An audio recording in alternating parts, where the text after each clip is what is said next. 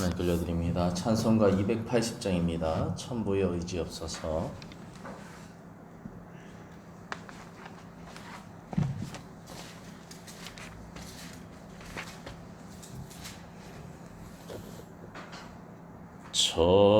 천부의 의지 없어서 손들겁니다.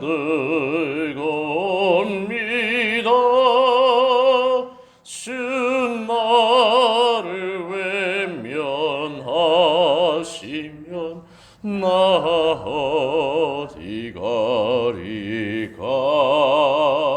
내 죄를 씻기 위하여 피 흘려 주시니 회개하는 마음으로 주 앞에 옵니다. 전부터 계신 주께서 영주 죄인을 보혈로 구해 주시니 그 사랑 한없네. 내 죄를 씻기 위하여 피 흘려 주시니 곧 회개하는 마음으로 주 앞에 옵니다. 나 예수 의지함으로 큰 권능 받아서 주님께 구한 모든 것 내 얻겠습니다.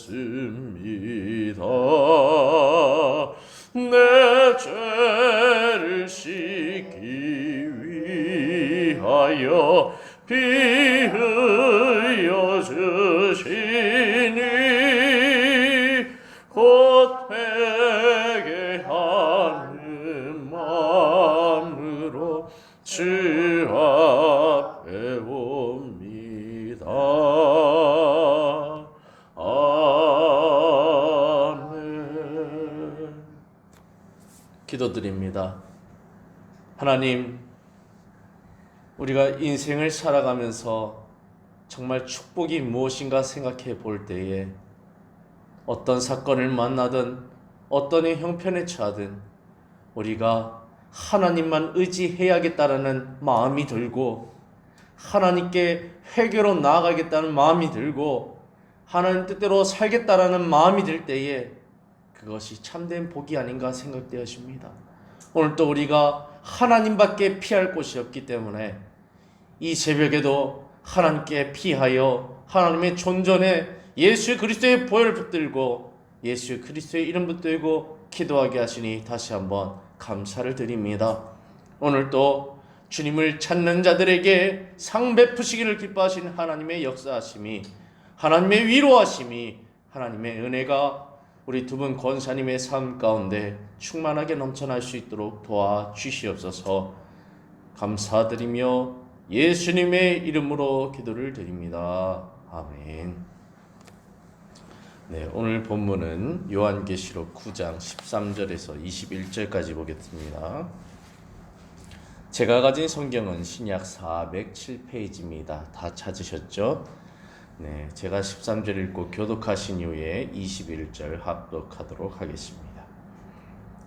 여섯째 천사가 나팔을 불매 내가 들으니 하나님 앞 금제단 네 뿔에서 한 음성이 나서 여섯째 천사에게 말하기를 한강 유브라데에 결박한 네 천사를 놓아주라 하며 네 천사가 놓였으니 그들은 그 년월 일시에 이르러 사람 3분의 1을 죽이기로 준비된 자들이더라.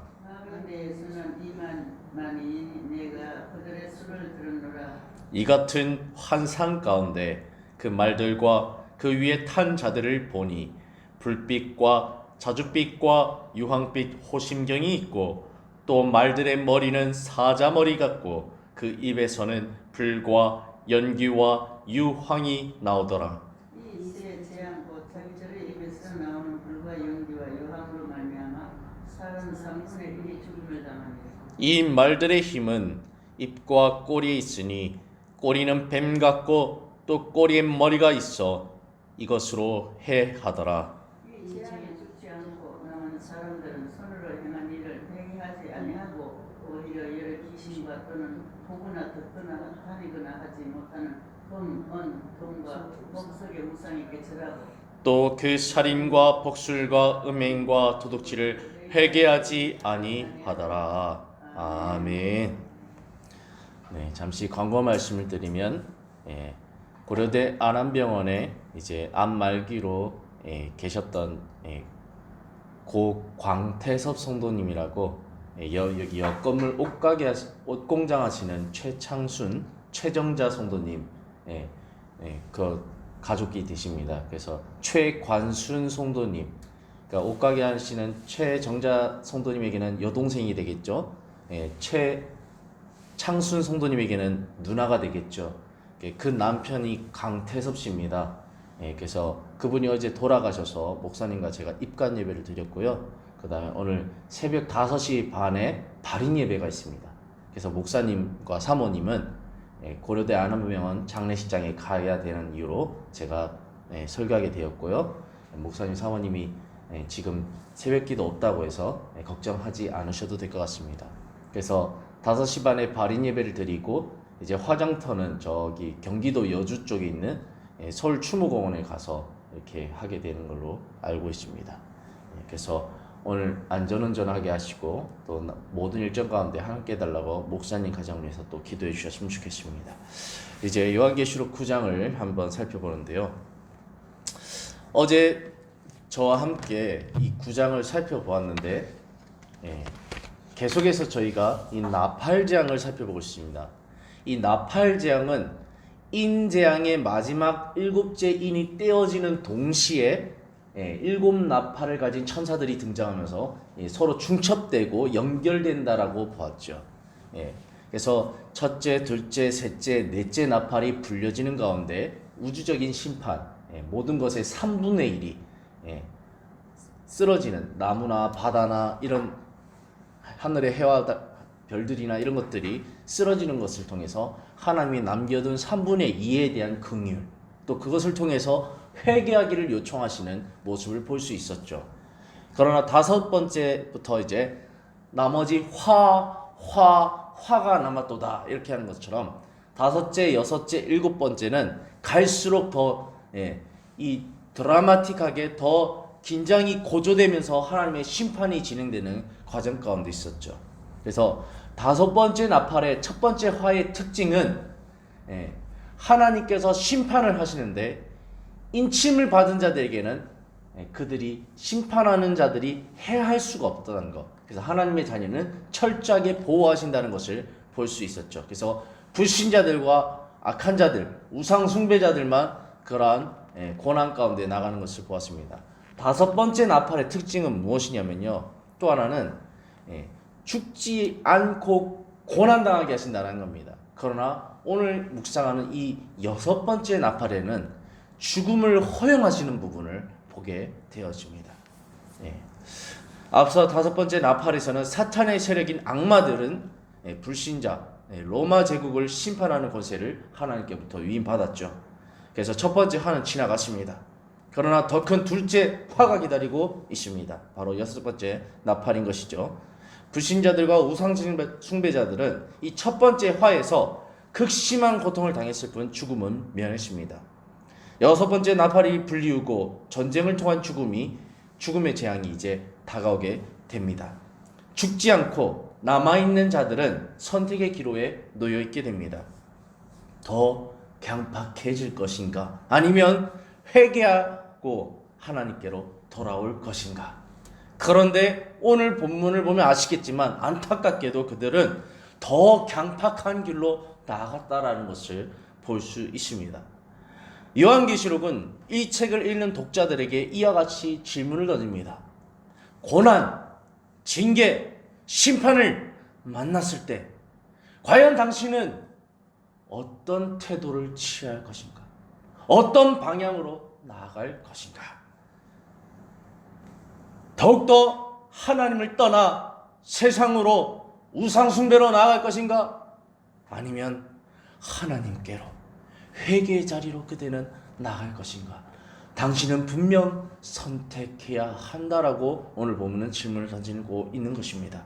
그래서 여기 계신 두 분은 이미 하나님만 의지하기로 작정하여서 어떤 순간을 만나도 분명 이 기도의 자리에 하나님만 의지하기로 작정하실 줄로 저는 믿습니다. 그럼 오늘 본문을 좀 더 살펴보도록 하겠습니다.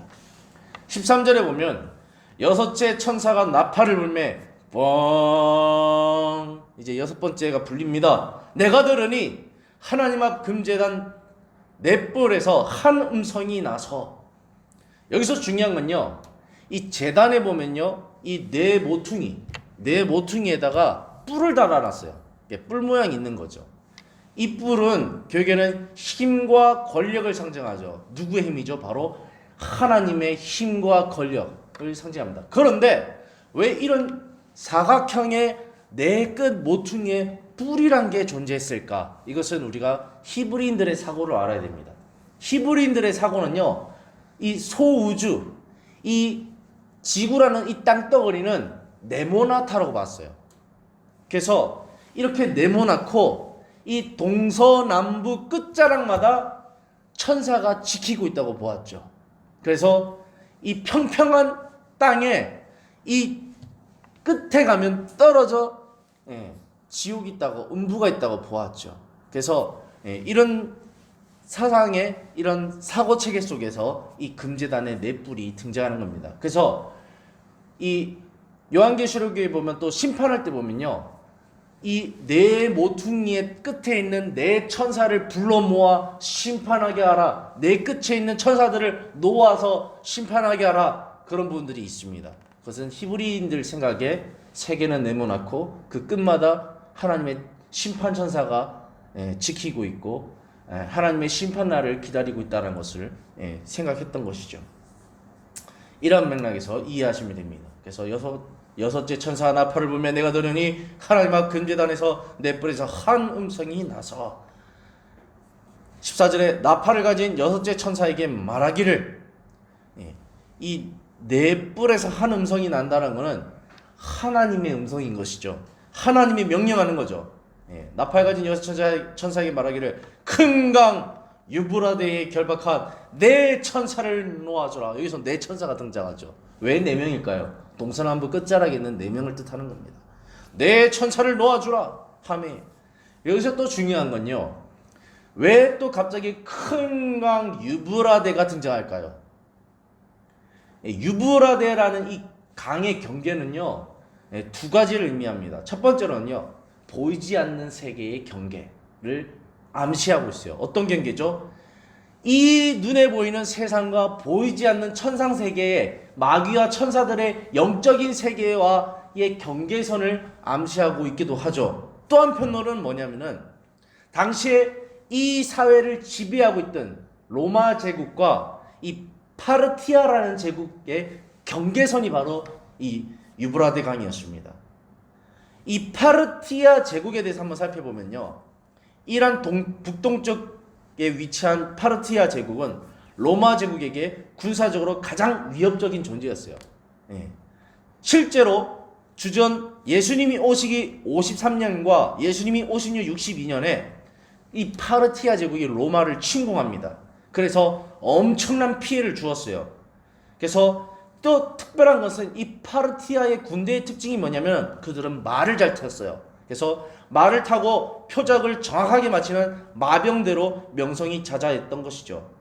그래서 요한은 이 로마 제국에게 실제로 위협을 줬던 파르티아 제국의 그 마병대의 이미지, 그 엄청난 군대의 이미지를 가져옴으로써 이 요한계시록을 씀으로써 로마 제국이 반드시 멸망할 것이다라는 것을, 이 멸망을 예고하고 있는 것이죠.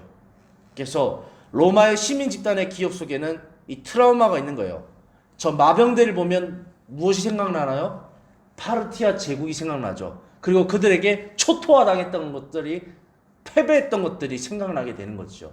그래서 그런 트라우마를 영상시키면서 너희가 파르티아 제국에게 당했던 것처럼 하나님의 심판이 임하면 하나님의 마병대가 파르티아의 제국의 마병대의 모습으로 나타나서 너희를 멸망시킬 것이다 라고 강력하게 이 드라마틱하게 드러내기 위해서 이렇게 차용하고 있는 것을 보게 되어집니다. 그런 측면에서 갑자기 큰 강 유브라데가 등장하게 되는 것이죠. 15절에 그래서 내 천사가 놓였으니 그들은 그 년 월 일시에 이르러 사람 3분의 1을 죽이기로 준비된 자들이로다.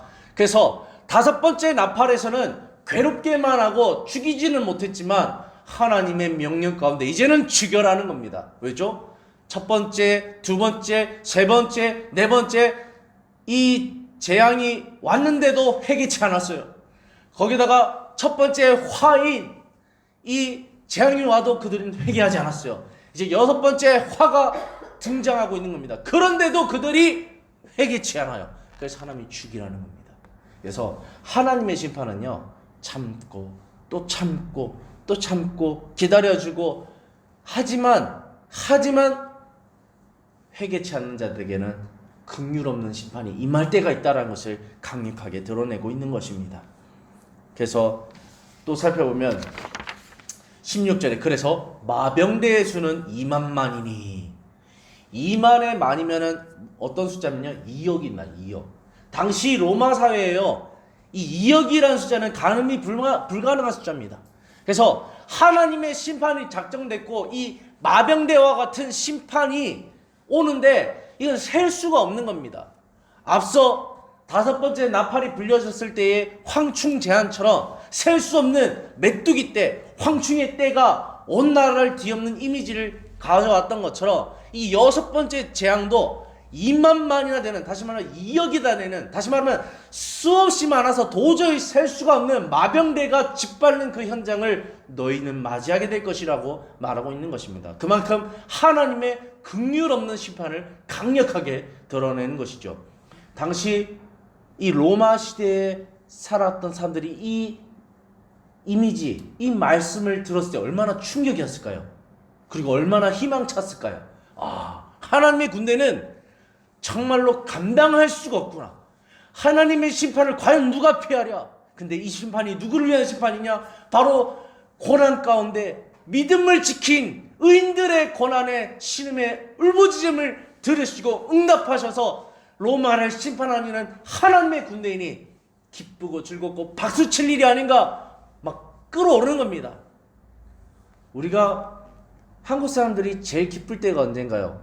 전쟁이라는 거 생각해 봤을 때 이순신 장군의 이 한산도 대첩, 명랑 대첩 얼마나 우리에게 드라마틱하게 다가옵니까? 배 몇 척 안 되는 거 가지고 일본 그 많은 선박을 다 때려잡았던 얼마나 임팩트 있게 다가옵니까? 이처럼 하나님의 군대가 로마 군대를 때려잡고 로마 제국을 때려잡는 이 임팩트한 이 사건을 만났을 때 얼마나 희열이 있었을까요?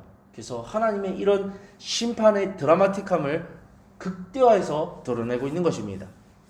17절에 이 같은 환상 가운데 그 말들과 그 위에 탄 자들을 보니 불빛과 자줏빛과 유황빛 호심경이 있고, 호심경을 입었는데 그 색깔이 불빛이고 자줏빛이고 유황빛이라는 것. 다시 말하면 전쟁이라는 건데, 전쟁의 이미지인데 이것은 피비린내 나는 전쟁이라는 것입니다.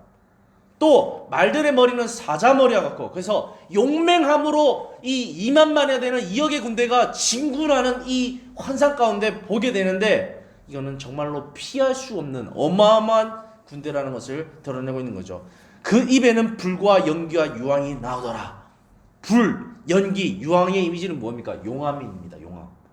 다 태워버리는, 다 멸절시켜버리는 이런 엄청난 죽음의 이미지를 말씀하고 있는 것이죠. 18절에 이 세 재앙 곧 자기들의 입에서 나오는 불과 연기와 유황으로 말미암아 사람 3분의 1을 죽임을 당하리라. 그래서 하나님께서 로마 제국을 심판하는데 다 심판하는 것이 아니라 3분의 1만 심판하시고, 다시 말하면 긍휼이 있는 심판을 원하셨다는 겁니다. 그래서 나머지 3분의 1이 심판하는 것을 보고 두려움으로 떨림으로 하나님을 인정하고 하나님 앞에 회개하고 나오기를 바라셨는데, 그런데 어떻게 됐다고 말하고 있나요? 19절에 이 말들의 힘은 입과 꼬리에 있으니 꼬리는 뱀 같고 또 꼬리에 머리가 있어 이것으로 해하더라. 그래서 하나님께서 해하시는데 20절에 중요한 게 20절 21절입니다.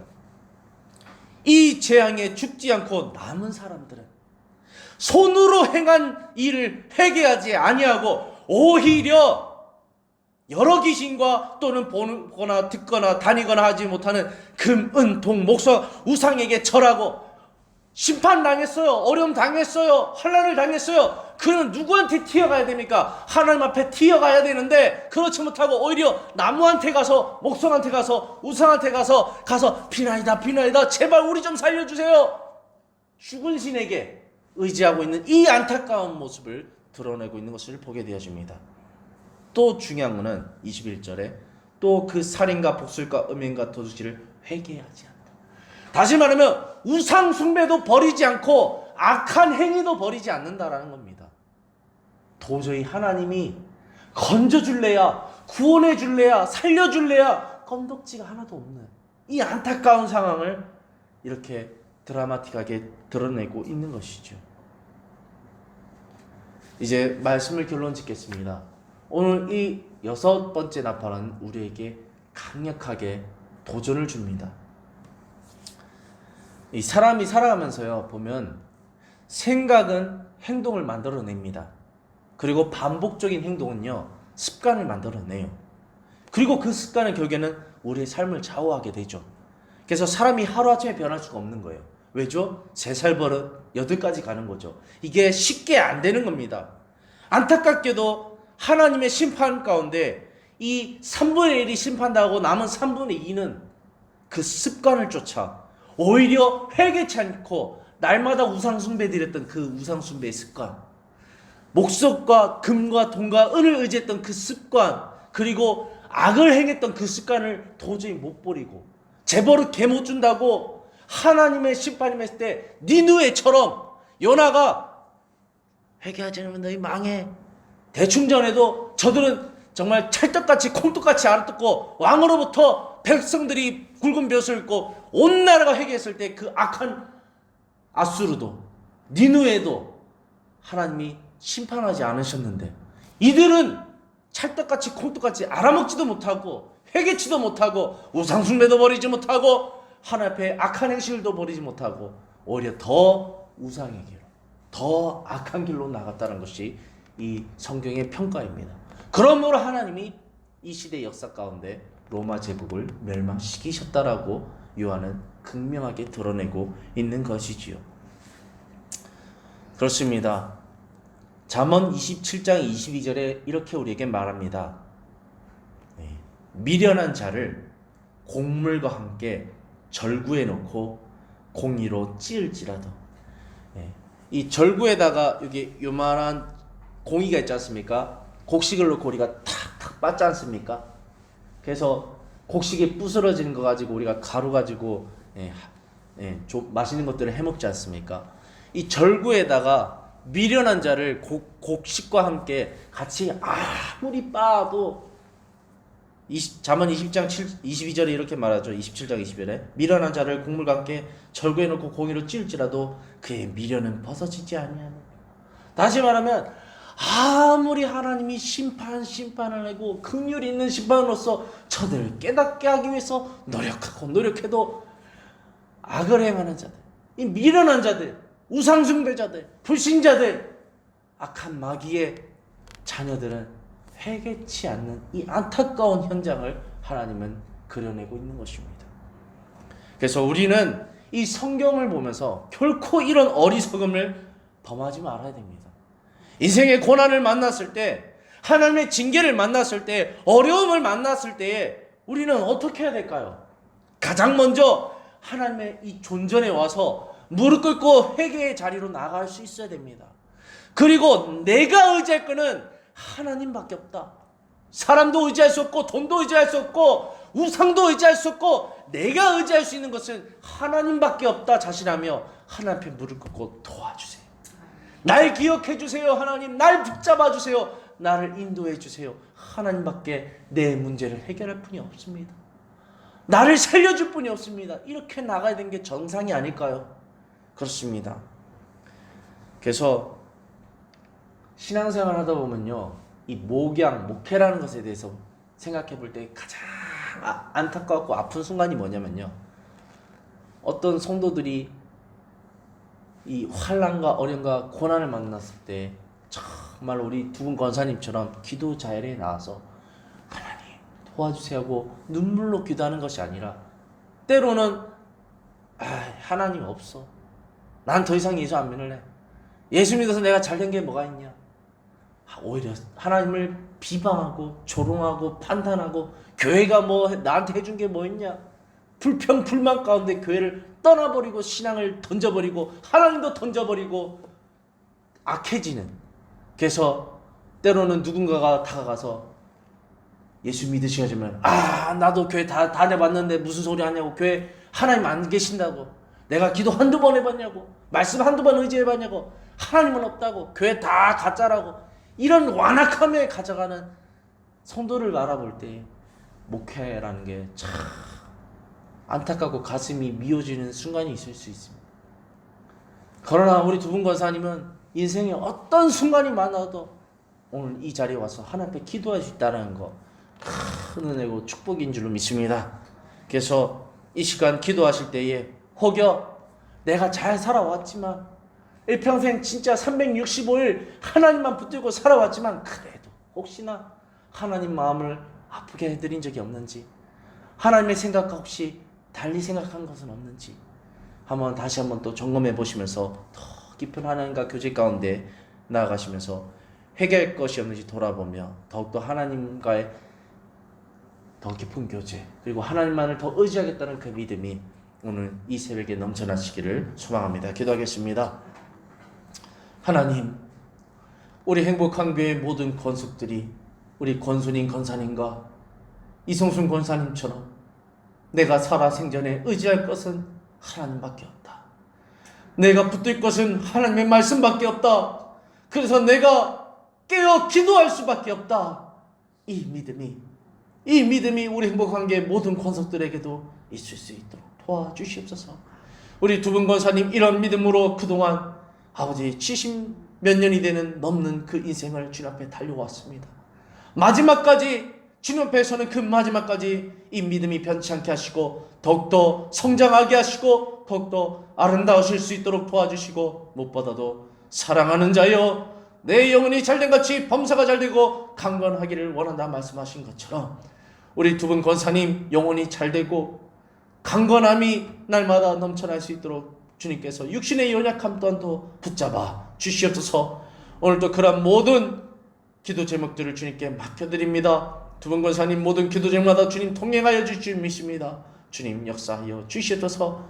오늘도 장례를 집도하는 담임 목사님과 사모님을 붙잡아 주시고 그 모든 일정마다 형통케 하시고 평탄케 하시고, 최간순 성도님의 가정을 위로할 때에 그 온 가족이 예수 그리스도 앞에 돌아온 역사가, 전도되어지는 역사가 충만하게 넘쳐날 수 있도록 주여 인도하여 주시옵소서. 지금은 우리를 너무나도 사랑하셔서 그 독생자 아들까지도 내어주시기를 원하시는 하나님의 무한하신 사랑과, 우리를 위하여 십자가 고난을 당하시고 죽기까지 우리를 사랑하신 예수 그리스도의 그 은혜와 성령 하나님의 감화감동 역사하심과 우리의 안에 역사하셔서 항상 일평생 임마누엘로 동행하시기를 원하시는 그 성령 하나님의 은혜가 지금 이 자리에 주님의 말을 붙들며 기도하며 회개하며 주님 뜻대로 살기로 작정하는 우리 권순인 권사님과 이성순 권사님의 모든 삶 가운데, 우리 행복하게 모든 권속들의 삶 가운데 지금부터 영원토록 함께 계실지어다. 아멘.